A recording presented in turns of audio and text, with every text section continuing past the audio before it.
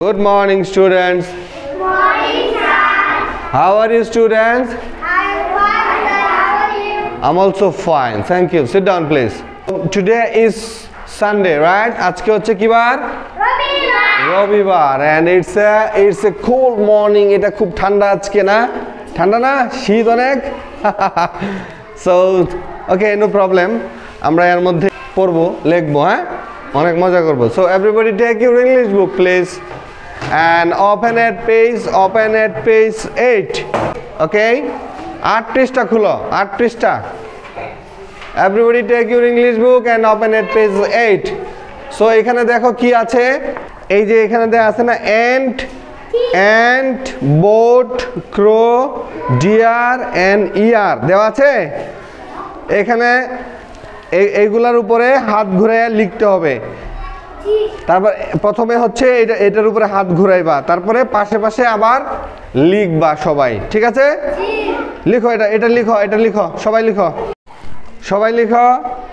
ঠিক আছে, very good. হাত ঘুরাও সবাই, হ্যাঁ, ভেরি গুড, খুব সুন্দর।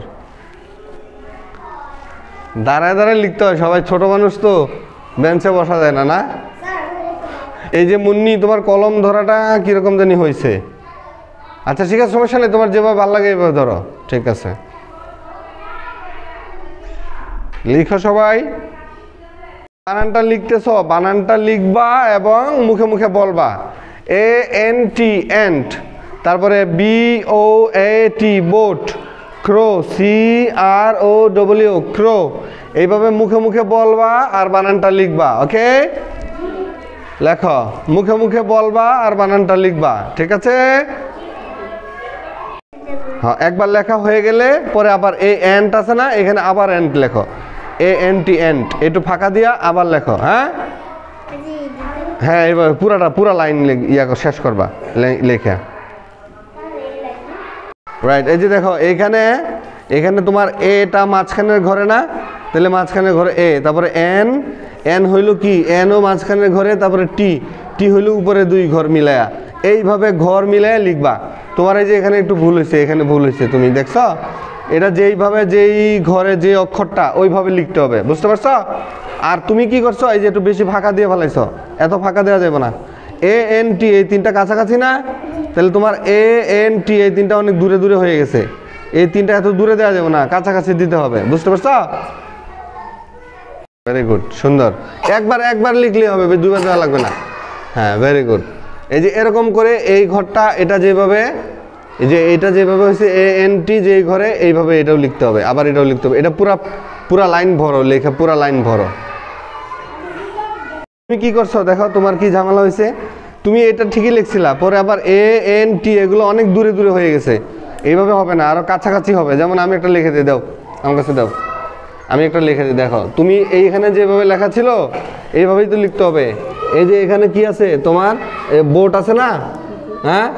তাহলে যে বি হলো, বি কিভাবে লিখছিল, বি এই যে বি, তারপরে ও, তারপরে এ, তারপরে হলো এই যে টি, বোট, বুঝতে পারছো? এইভাবে লিখতে হবে, নাহলে ভুল হবে। হ্যাঁ, ভেরি গুড। এই যে দেখো, ওরগুলো কত সুন্দর হয়েছে, দেখছো? ওরগুলো অনেক সুন্দর হয়েছে না? ভেরি গুড, ঠিক আছে। লেখা ভুল হয় তাহলে এরকম করবা না, কিন্তু এরকম করবা না, একটানে কেটে দিবা, একটানে। কোনো অক্ষর যদি ভুল হয় একটানে কেটে দিয়া পাশে আবার লিখবা, বুঝতে পারছো? কাটাকাটি করবা না। হ্যাঁ, লেখো, ভেরি গুড, এই তো সুন্দর হইতেছে, লেখো। হ্যাঁ, আবার লেখো, এই যে এদিকে লেখছো না, আবার লেখো, এখানে আবার লেখো। তুমি যেভাবে লেখছো এভাবে হয়েছে, দেখো, এইভাবে বেশি ফাঁকা হয়ে গেছে, দেখছো?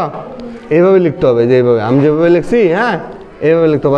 আমার মনে করো বোট আছে না, এই যে বোট, এই যে বি, এই যে বি, এই যে বি, এই যে ও, এই যে এ তো এই ঘরে, এবং এই যে টি, বুঝতে পারছো?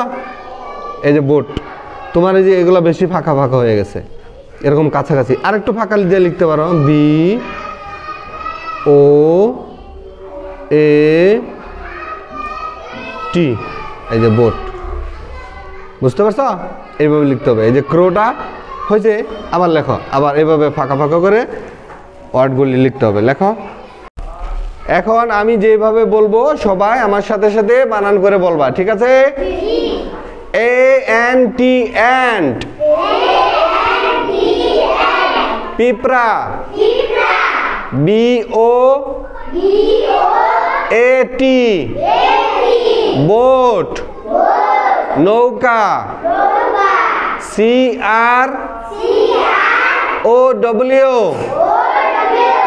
ক্রো, কাক, DEER, ডিয়া, হরিণ, EAR,